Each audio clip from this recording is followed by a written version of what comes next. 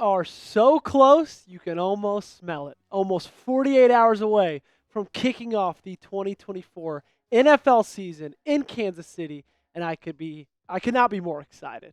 Welcome into the show. I'm Joey Peterson. So happy you guys are watching Ravens Rundown.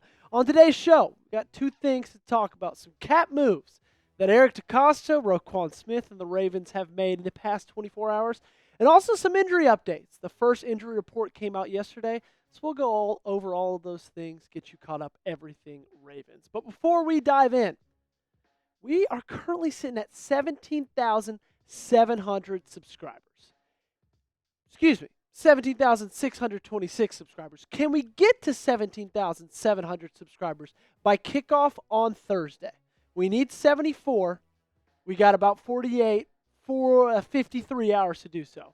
Need your guys' help. If you're not subscribed, go ahead and hit that subscribe button. And if you are, share it with someone who you know is not. Let's get into it. Some money moves were made by Eric DeCosta in this organization because they adjusted Roquan Smith's contract, freed up a little more cap space. You know, before all the practice squad signings, Ravens were second lowest team in cap space. And then after all the practice squad moves, they actually went about $4 million, $5 million over the cap. Well, Spotrac came out with this tweet this morning, said the Ravens converted $4.875 million of Roquan Smith 2024 base salary into signing bonus, freeing up the $3.65 million of cap space as they push for compliancy.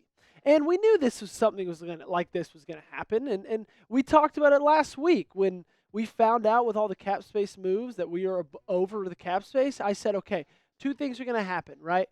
One of them, the number one being you're going to see a lot of contract restructures. That's exactly what we've seen. But unfortunately, it's not good enough yet. Brian McFarland tweeting this out this morning, saying even after Roquan Smith's restructure, the Ravens are still $1 million over the salary cap. So they will need to restructure another deal to get under the cap by Wednesday at midnight to have cap space for weekly practice squad elevations and excess space for injury replacements during the season.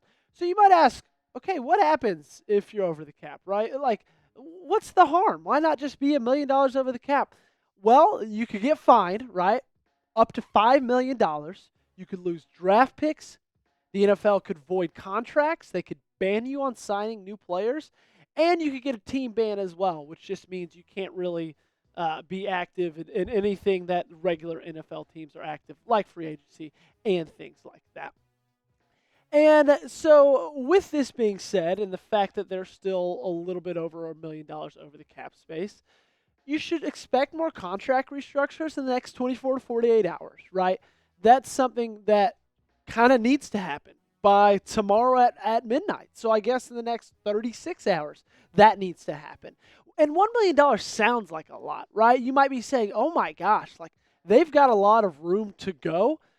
Guys, $1 million, honestly, is just a drop in the bucket. You saw how much they were able to free up, $3.6 million, just by restructuring Roquan Smith deal. I expect over the next 24, 36 hours, one, maybe two more deals gets restructured because you don't want to just be under the cap, right? You want to have a little bit of cap room, right? You want to be able to spend a little bit of money in case injuries happen, in case you need to elevate guys. And so I'd expect one, maybe two, maybe even three more in the next day and a half or so. So with all this happening and the fact that we're over the cap, and let's take a look at Eric DeCosta, okay? Let's take a sky view of the last 5 or 6 months. How would you grade his offseason? I'm talking everything. I'm talking with how he's managed the cap.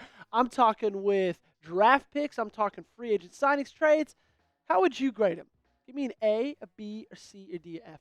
I would give you about a B, but you guys let me know in the comment section down below. Before we move on to the first official injury report, I've got to give a shout out to today's sponsor, and that, of course, is Game Time.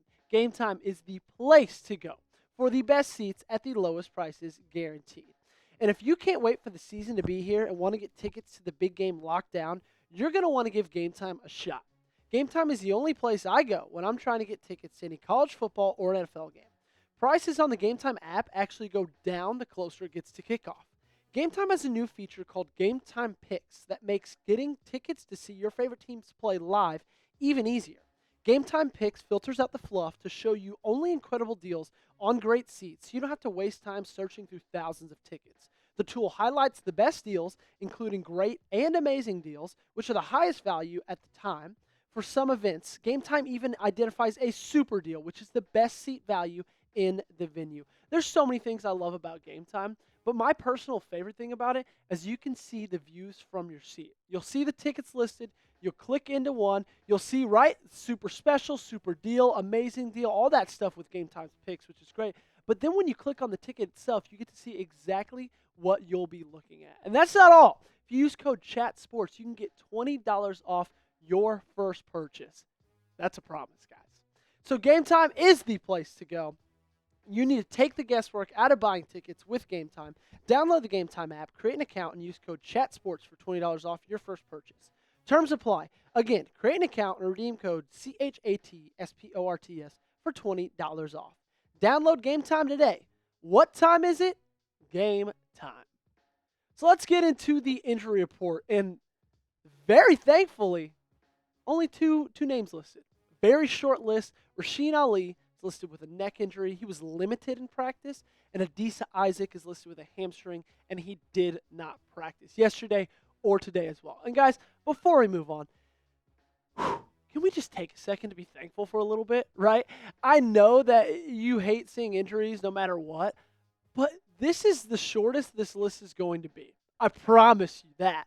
And the fact that you're going into this first game against Kansas City almost full strength, and the two guys that are injured are both rookies? Guys, like, this is things that you hope for. These are things that you wish for. Let's take a second and just be happy for where we are right now. Because last year was very different. Still not a ton on the injury list, but three really important players. Three of your most important players. Mark Andrews is dealing with a quad injury. Marlon Humphrey, foot injury. Ronnie Stanley, ankle injury, right? And then when you look at the Chiefs, who were playing on Thursday, I mean, you can't even list all these names, barely. They've got 9 guys that are on their injury list. Now, a lot of these guys are still practicing. They're still participants. Hollywood Brown's the only one who did not practice. But still, at the end of the day, they've got a lot of guys on the injury report, and we do not. This is, again, the healthiest the Ravens will be all season, and it's coming, debatably, at the most important time of the year for the most important game of the year. It's a lot to say that for game one. I know that. It's kind of ridiculous to say, okay, first game of the season is the most important one, but you're playing the 2-time defending Super Bowl champions. You're playing the team that knocked you out of the playoffs when you were 1 win away from going to the Super Bowl. This, I would say, is the most important game of the year, and you're going into it the healthiest team in the year and definitely the healthiest team out of the two competing in that game. So let's talk about this for a second. Thursday night's game. What's your score prediction for it? Let me know down in the comments section. If you nail it, we can talk about it in the post-game in the post-game video. But you guys let me know down there. I'll be searching through those, and you'll get a special shout-out if you get it right on the head. Thank you guys so much for joining us. Join the flock today. Subscribe. Hit that subscribe button. I'm going to be here all season long. It's going to be a heck of a year. Why don't you guys join me? Y'all have a great Tuesday.